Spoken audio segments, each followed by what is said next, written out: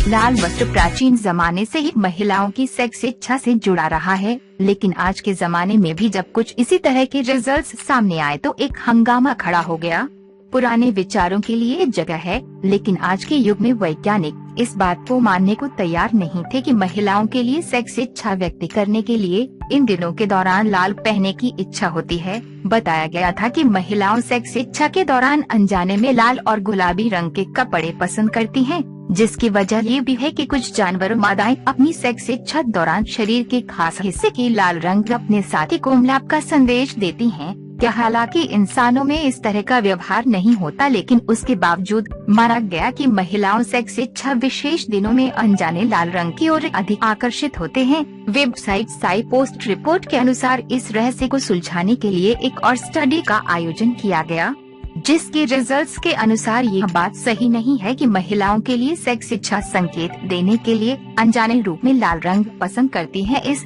Study में 18 से 36 साल की 164 महिलाओं में हार्मोन परिवर्तन स्टडी किया गया, जबकि इसके साथ ही उनके डेली वस्त्र चयन भी रिकॉर्ड रखा जाता रहा। विशेषज्ञों का कहना है कि रिजल्ट्स साबित हुआ है कि ज्यादा सेक्स इच्छा लाल रंग कपड़े अधिक उपयोग के कारण नहीं है और न ही सेक्स इच्छा विशेष दिनों में महिलाओं को लाल कपड़े पहनकर इच्छुक होती है। यदि ये वीडियो आपको अच्छी लगे तो उसे लाइक और शेयर करें। वीडियो के लिए हमारे